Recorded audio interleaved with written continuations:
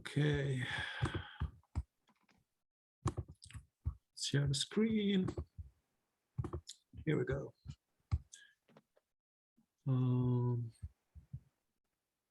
Okay. Here we go. All right. You should see the screen by now, and yeah. So we reached the 21st lecture of this classical Greek introductory course. And what we are learning today are the medio-passive perfects and pluperfects, as well as the future perfect forms, the so-called futurum exactums. The perfect does not have any specific passive perfect forms, as is the case with the aorist and future tenses. Instead, in the perfect tense, the medial and passive forms are shared. So just like in the present tense, they can have a medial as well as a passive meaning. The medio-passive perfect forms, just like the active perfect forms we looked at in connection with the last lecture, are constructed with a reduplication at the beginning, as in the first person singular medio-passive perfect indicative form we see here on the screen, pepaideumai, which means I have educated or I have been educated. Note, however, that the kappa suffix, which we remember from the active perfect one forms, is not present in any medio-passive perfect form, and that the person endings are here added directly to the stem, without the thematic vowel falling between the stem and the ending.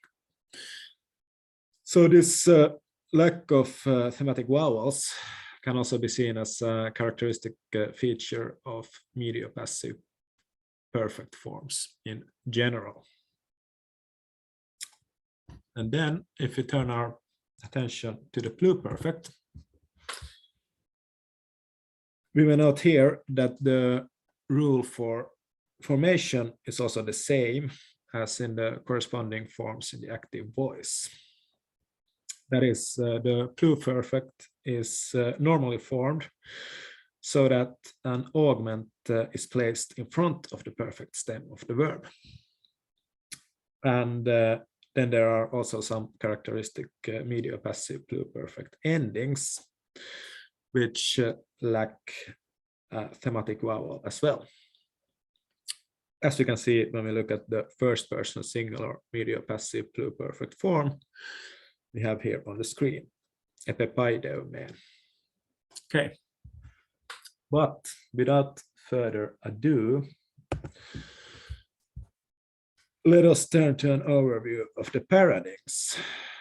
And these you find on page 213, section 19.4 in the Cambridge Grammar of Classical Greek.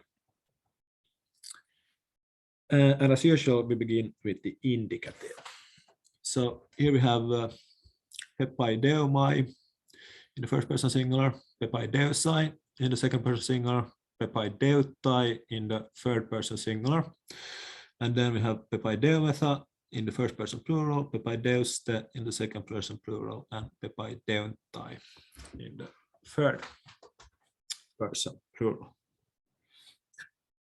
So you may note here that all forms have the reduplication, and that there is a total lack of thematic vowels between the stem and the ending in all persons and numbers.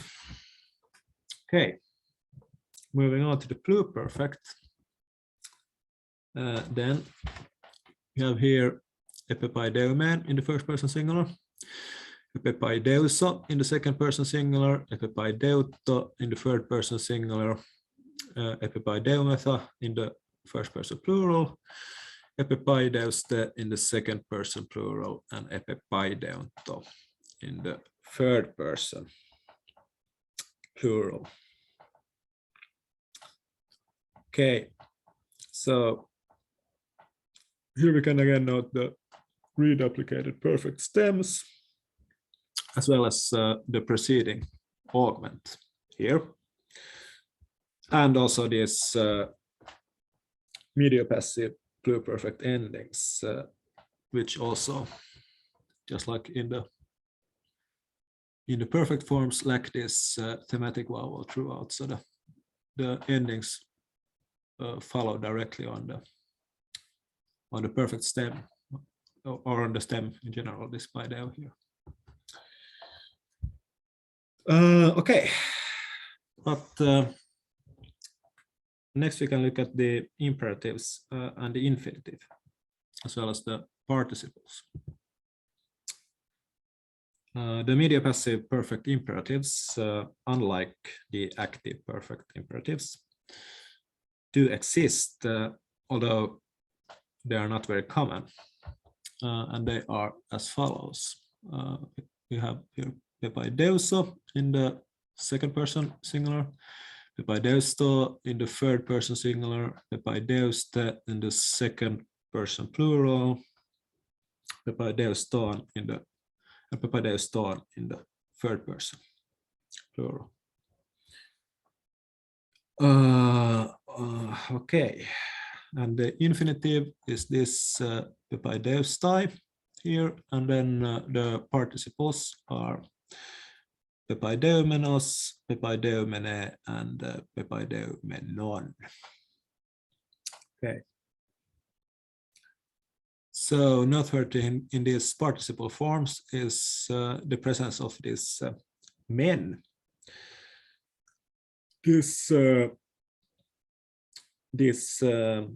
men part in the middle of the participle ending, which is a trademark of the medio-passive participle forms, also in the present tense, as well as of the medial aorist participles.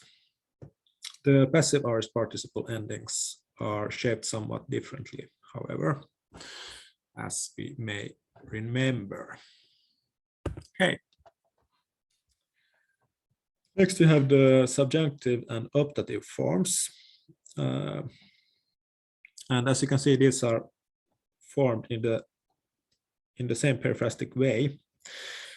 That is, as a combination of a medio-passive perfect participle form and a subjunctive or optative form of the verb aimi, to be. So if we start with the subjunctive, we have here pepaideumenos o in the first person singular, pepaideumenos es in the second person singular, pepaideumenos e in the third person singular, and then pepaideumenoi omen in the first person plural, pepaideumenoi ete in the second person plural, and pepaideumenoi osin in the third person plural. And this is, of course, assuming that the subject is masculine. Otherwise, if the subject would be feminine, here it would be pepaideumene or pepaideumene, or, and if this would be in the plural, it would be pepaideumenai omen. Okay. Yeah, and then the optatives follow the same logic, except that the aimi form of the verb is in the optative form rather than the subjunctive. Okay. So now we have looked through the paradigms for verbs with stems ending in vowels. However, if the stem ends in a consonant, some changes in the endings of the stem naturally occur. This is so because the medio-passive perfect forms lack thematic vowels falling between the stem and the ending, as I have said. And we see one example of these kinds of changes here on the screen. Blopto, I heard, which has the perfect stem bebluff, becomes beblammai in the first person singular medio-passive perfect indicative. Since when p, beta, or phi meets mu, the result is a double mu. But on the other hand, if the stem ends in kappa, gamma, or chi, the result is a gamma followed by a mu, when one of these velar consonants meets the mu of the person ending. And if the stem ends in a dental consonant, a tau, delta, or a theta, or a nu, the result is a sigma followed by a mu. But I have not included any further examples of verb forms containing these changes, since you will encounter plenty of them when you read the next chapter in the textbook, if you have time for it. Okay, but today we still have on our program the futurum exactum, or future perfect.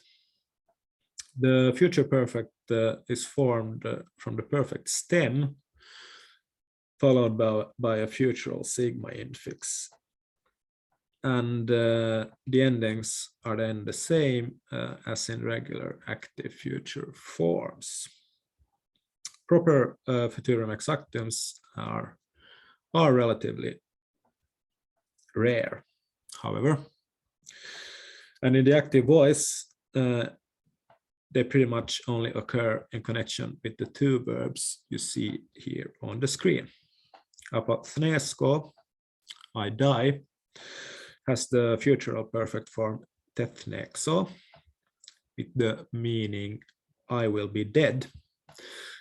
And then there is a futural perfect form of the athematic verb histemi, which we haven't learned yet, and which means I place in the present tense, but which in the futurum exactum has the meaning I will stand, hestexo. However, the medio-passive future perfect forms are more common, and these are forms following the same principle as the active future perfects. That is, the perfect stem of the verb is followed by a sigma infix, and then by the regular futural medio-passive endings. So take, for instance, the first person singular present medio-passive indicative verb kaleomai, which means I am called by someone. The medio-passive perfect of this verb keklemai again means I have been called, that is, my name is. Whereas the future perfect form keklesemai means I will be called, that is, my name will be. So again, we can recall here the structure of the perfect stem, followed by a sigma infix, followed by a thematic vowel and a perfect ending. Okay. Now, what is quite common both in the active and medio-passive voice is that the futural perfects are formed in a periphrastic way. That is, as a combination of a perfect participle and a futural form of the verb aimi. So pepaideukos esomai with the active perfect participle means I will have educated.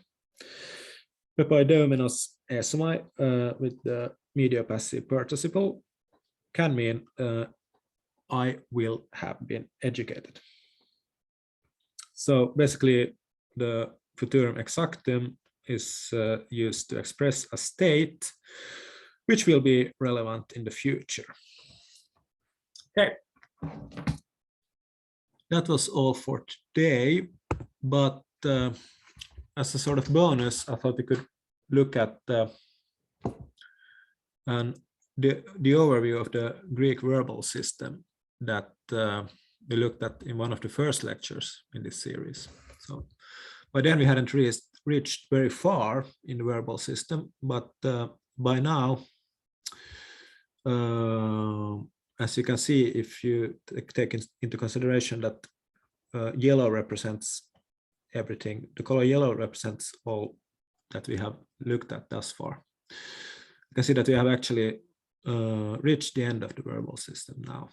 So we have looked at all the 7 tenses, all the 4 moods, all the 3 voices, and all 3 persons and numbers, and also all participles, infinitives, and verbal adjectives.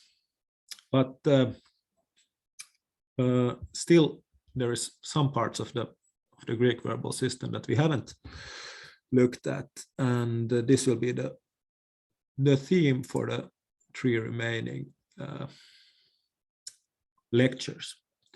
So if we go back to these tenses here, and particularly to the aorist tense, we can see that the aorist is divided into different types. And of these different types, we have looked at so far the sigmatic aorist and the second aorist, the aoristus secundus.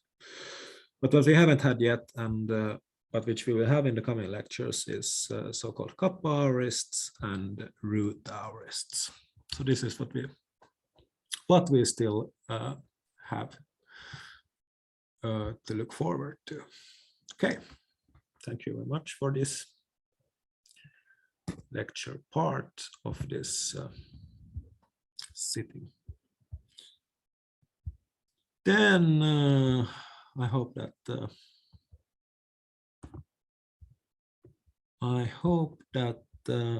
you still hear what I say, and we can move forward directly to the chapter that we had today, because this time we actually have someone who has had time to look at it. I mean, you've looked through all the chapters almost, so it's not surprising, but when you're not here, then there's a great probability that we won't go through these chapters at all. But today you're here, so that's great. Well, let's look at this first. Okay. Sentence here. Right. So, I mean, there were a couple of sentences towards the end that I really battled with, but the first few weren't too bad. So the first one, you have always honored your father and mother. Exactly. So if you would try to analyze this verb form here, this tetimekas. It's a perfect indicative second person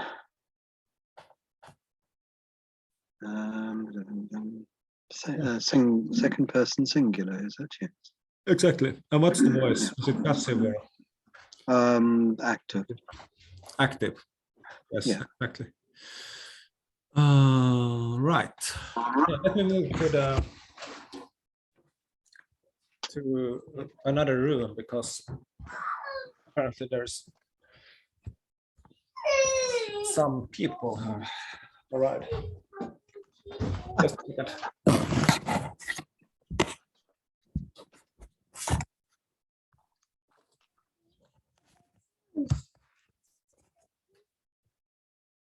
Right.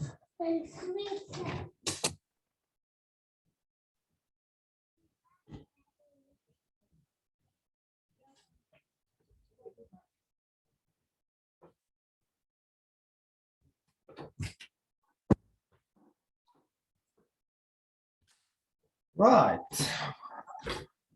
All right. Yeah, exactly. So the active voice as well. Exactly. Yeah. The next one then. The soldiers have killed many of the enemy in battle. Yeah. Exactly. Yeah. So yeah, we don't have to. It was pretty straightforward. Let's take the third one then.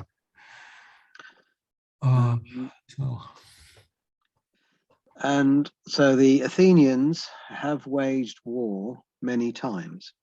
Or have gone to battle many times. Yeah. So this is an adverb form here. Many times is possible. A possible translation. Often as well, of course. Any synonym basically for that, but yeah. So these were all so far we had these have all been perfects of this first type with an kappa suffix visible. So perfect one types of perfects, and they continue as well. So what's the next one then? So I wasn't sure if this was what it meant, but it said you have done the enemy well. Yeah, exactly. Yeah, that's it. So this is a perfect form of drao, which means to do. So yeah, you've done the enemy well. And then okay, so a certain slave is said to have murdered the king. Yeah, exactly. And how would you analyze this verb form here, this efaneukenai? That's a perfect infinitive. Exactly. And the voice, although we're just dealing with one voice here, the active voice. It's active, yeah. Active, yeah. Exactly. Okay. The next one then. Themistocles has built the propylaea. Yeah, exactly. So here we have a bit of a different read application because it's oikodomeo is the basic form of the verb, and then when it starts with an diphthong or a vowel, I'm trying to say vowel in the right way, but it's a bit difficult for me. Then it's it's not really reduplicated, but the first vowel is just lengthened, which happened here. And the iota becomes a iota subscript, which falls down there. So yeah, these are sometimes easy to confuse with some aorist or imperfect forms. And the read application is not as visible when it starts with a vowel or a diphthong, but yeah, then you can just look at the other components. So there we have the kappa suffix, for instance, which marks it as a perfect, as an active perfect of the perfect one type. Yeah. Okay. Well, let's move forward now. So the participle, the teteleutekotos, I've translated as had reigned. So I said the son of the king who had reigned has been established himself as king. Yeah. So this is what's the yeah, that's not too far off the marks at all, but what's the case here in this basileos? Genitive. Yeah, so it's the son of. Yeah. But here is the hohyos autou. So his son. Autou is right. Autou is an pronomen, third person singular. Oh, okay. So the son of him or his son. Hohyos autou. So this basileos teteleutekotos, this is part of the same construct. Do you remember what it's called when it's a genitive and participle. Genitive absolute. Yes, exactly. So Basileus teteletekos functions as its own clause here.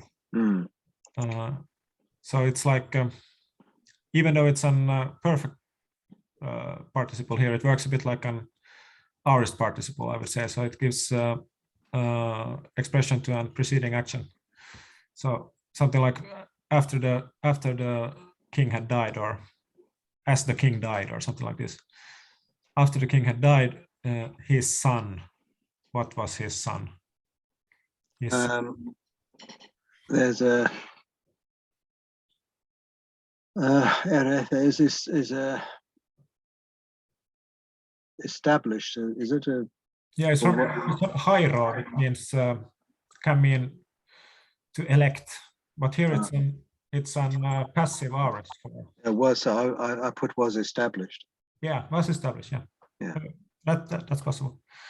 So basically, just after the king had died, the son of him or his son was established as king. As king, okay. Yeah. The next one, the men have put on tunics. Yeah, exactly. So here we have a clear reduplication now of this. Dio is the basic form of this world. Maybe it's here in the vocabulary list. It must have been at in some other list already, but yeah, I think so. Yeah, but as you translated it, is completely fine. The next one, the general of the Athenians has come to the aid of the Ionians in Asia. Yes, exactly. So here we have boetheo is the help. Yeah, basic form of this verb. So how would you analyze this verb form then? It's a third person singular active.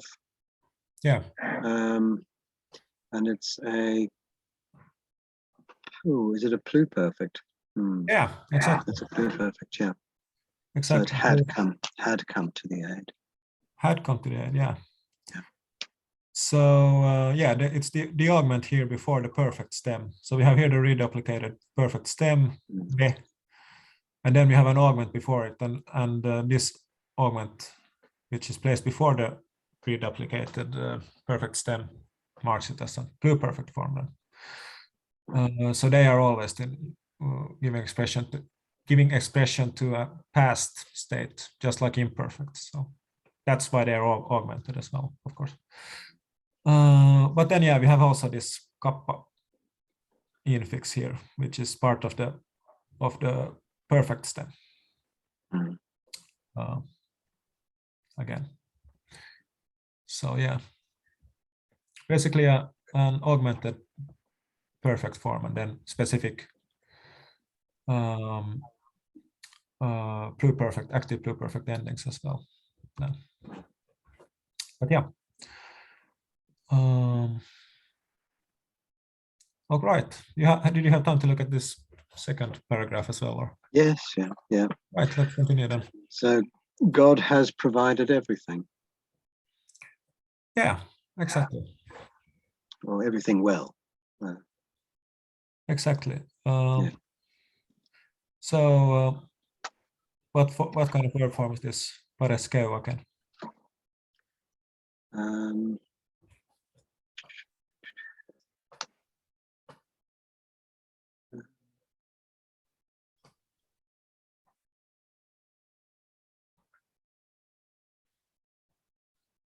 It's perfect.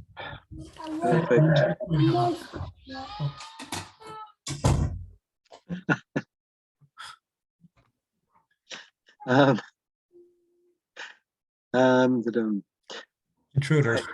yes, that's right. It's third person, singular, perfect, active. Yeah, exactly. Yeah. So there's no read application here actually, really, because it's paraskewatso is the is the basic form of the verb, and then it has this prepositional prefix para. So the verb part is actually this skewatso, and then because it begins with a sigma and a kappa, it doesn't really have a read application. It just has an epsilon as an instead of the read application to mark it as a. So the whole this is skewak. This is like the perfect stem here. So it has this kappa infix, by which we can determine that it's an perfect form, but it's a bit difficult to recognize actually as a perfect form. But yeah, it gives the kappa infix is probably the best marker there. Okay. Then the next one is wars, or the wars have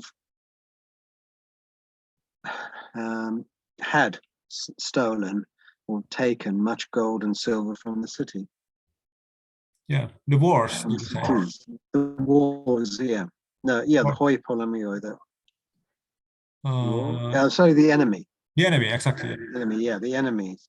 Well, polemios is enemy and polemos is war. So polemos, but then polemios with the is the enemy. Then it's the enemy. Yeah, that makes more sense. Yeah. So the enemies had stolen. Yeah, the enemies had stolen much gold and silver, or silver and gold and silver from the cities. Exactly, pretty straightforward. Harpazzo is the basic form here, and then we have a perfect form here, but again, because it begins with the vowel, we don't have a proper read application, but just a lengthening of this initial vowel in the perfect stem. Then we have this kappa infix here, and also this ending esan, third person plural ending esan, is specific for the active perfect form. So if this would be, for instance, an aorist active indicative third person plural ending, it would just be an, not esan. So, but yeah. Then the next one is if only you had considered everything well. If only you thought about everything. If only you thought properly about everything. Yeah. That could be the meaning. Now that it's a bit when it's an perfect stem, perfect tense verb, which is not in the indicative. It's a bit more difficult to determine that it specifically refers to something which is presently relevant, like that could be translated with an perfect in the English as well, but it could very well be so. But it's an optative of wish, of course, with this eighte particle here. It could also be something. It could also possibly it could just mean if only you would consider everything well. It could refer like it could be more of a wish, which is relevant right now as well, in the present moment. If only you would think of it, think everything through well, or something like this. Yeah. Okay. So the next one is now this was is this a pluperfect, the pethal makamen? Yeah, from no. Perfect. Perfect, exactly. Yeah. How much so? How much so? Yeah. So I have often marveled It's at the not I. bravery. Oh, we. Sorry. We, exactly. Good. We have often marveled at the bravery of soldiers. Yeah.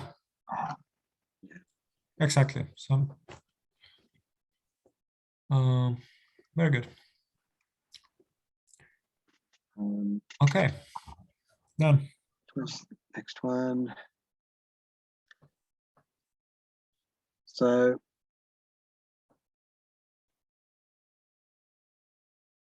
the generals, yeah. So I translate it as after the generals made libation to the gods, they went off to. I've lost my track here. Sorry. Yeah. They went. I get mixed up between enemy and battle, so it must be they went against the enemy. Yeah. Yeah. Exactly. So this spekotes, I think, should be mentioned in the vocabulary where it's here. Yes, spekotes from spendo, which means I make libations and drink offerings, or offerings could also be just I make offerings. So it's a bit of an. This is difficult to identify as a perfect form if you only look at the stem, because again it has this signal epsilon as a read application, but then this ot part here, which is part of the participle ending, gives it away as an active perfect participle. So having made libations to the gods, or having offered to the gods, the generals, strategoi, marched, or yeah, marched is probably a good translation of poreuo. Marched against the enemies. So poreuomai is the basic form of this verb, but then we have here an aorist, passive aorist indicative form of it. So it has an active meaning, even though it's an passive aorist. Formally, it means they marched. So the generals marched against the enemies, as you said. So these perfect participles can be used as well quite a lot, like aorist participles, to give an expression to something, some preceding completed action. I didn't mention that, but they can. Yeah. Okay. If you have reached further, let's continue. Yep. You have written many letters to me. Yeah. It wasn't more difficult than that. And then the next one. Many citizens say that they have fled and left their country. Yeah. Many citizens. Who is the ones that do the saying, though?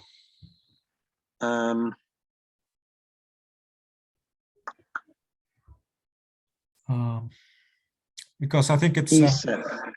Yeah. This legontai is like a passive form here. So present passive form of it is. Lego, because it's formally it's medio-passive present, but they are. So it is said. Yeah.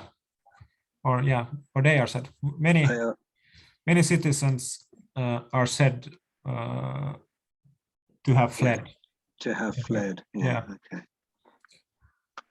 And to have left there.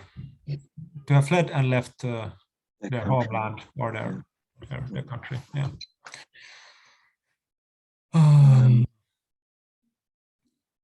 And then this next one I did have difficulty with.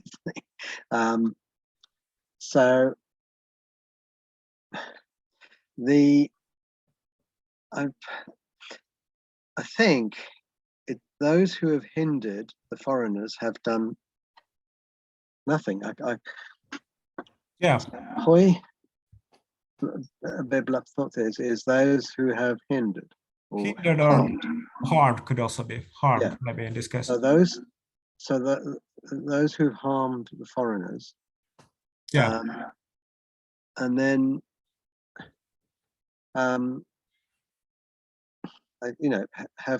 they've done nothing.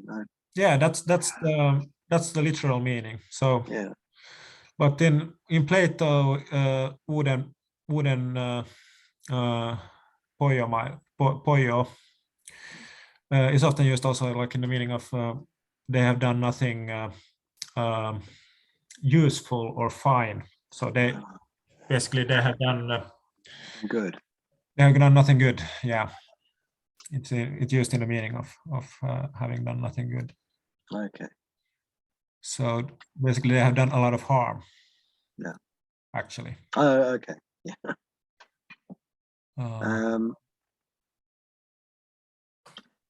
So the next one is the general had ordered, or again, now that's a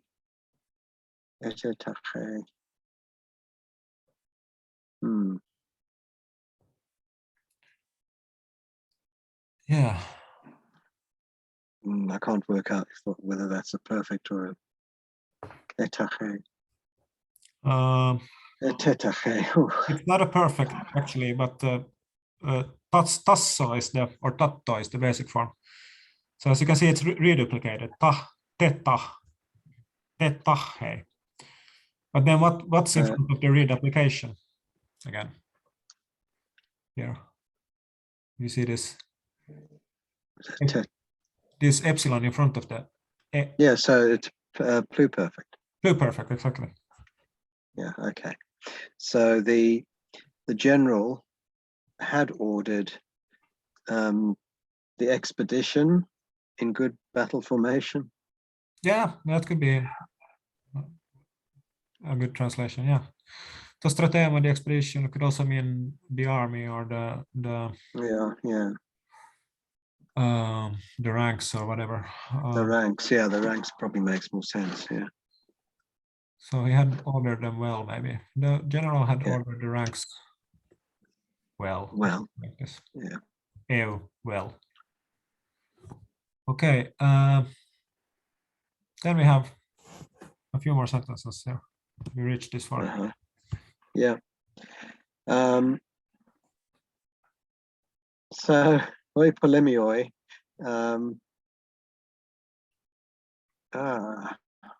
Is the enemy. Yeah, the enemy had sent heralds. Yeah. Or an herald. It's in the singular. Sorry, a herald. Yeah, a herald. Keruka. Keryks ja kerykka.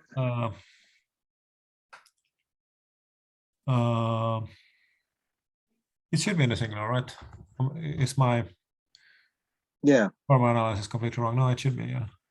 It must be. Yeah. So it's the enemy has sent a herald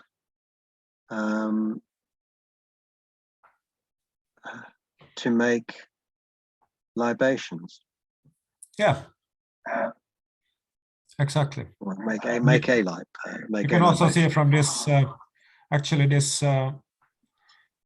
participium conjuncting form here, this participle form, this future participle here, poie santa.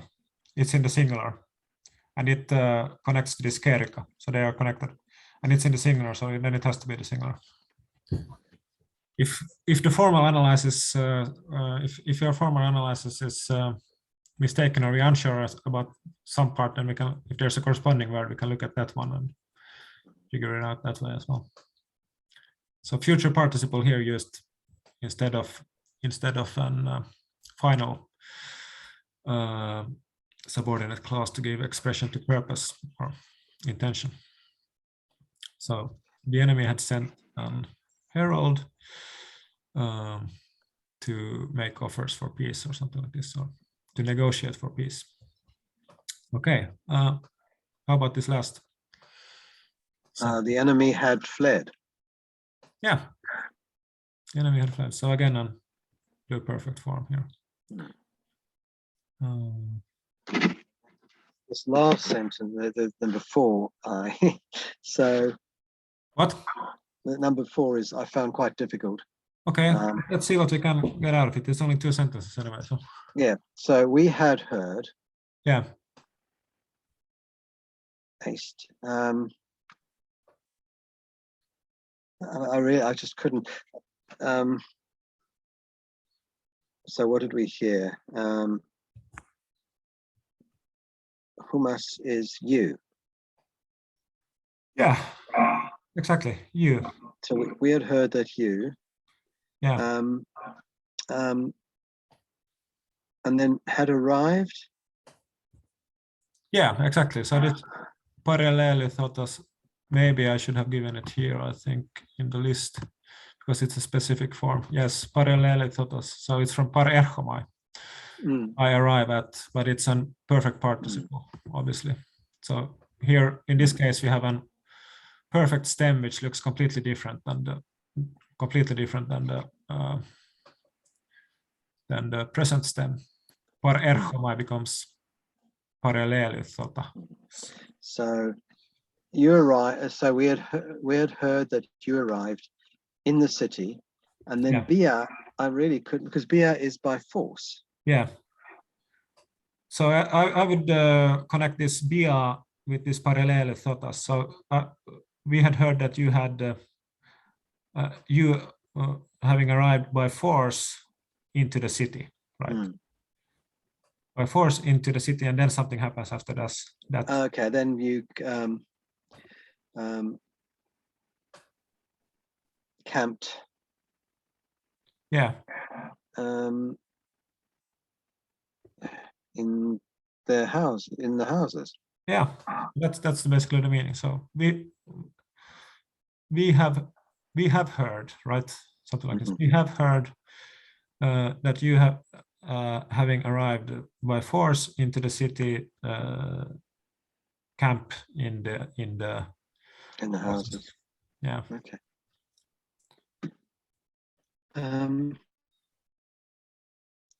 then the last one is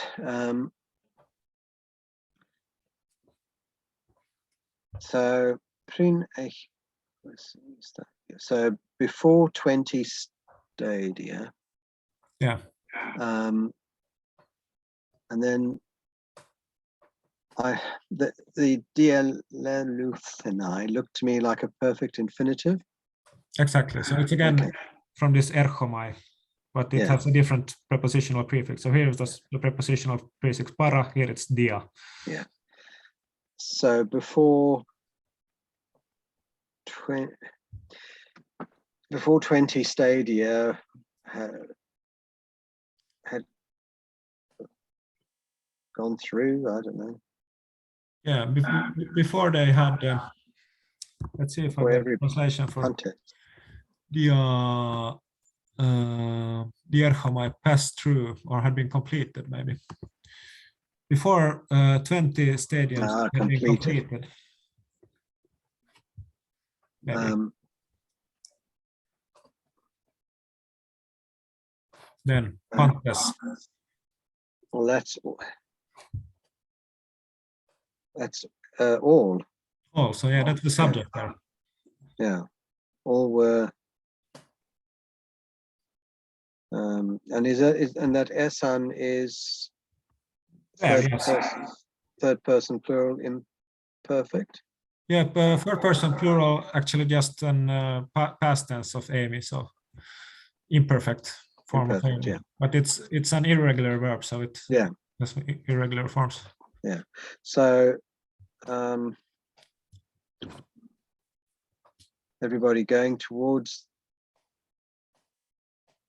the city, or not the city, the village.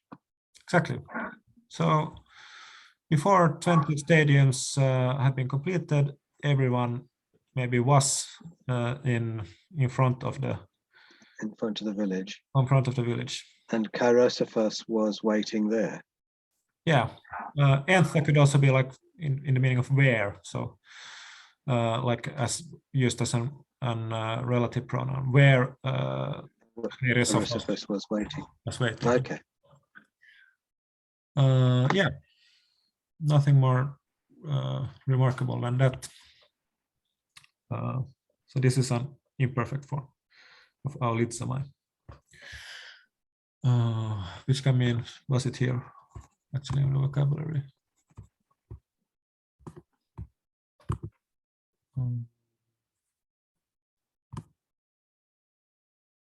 I should add it. Mm. Should add I'll just put it as waiting, or yeah, waiting. Yeah, I'll add something about it anyway here, just to complete it for next time.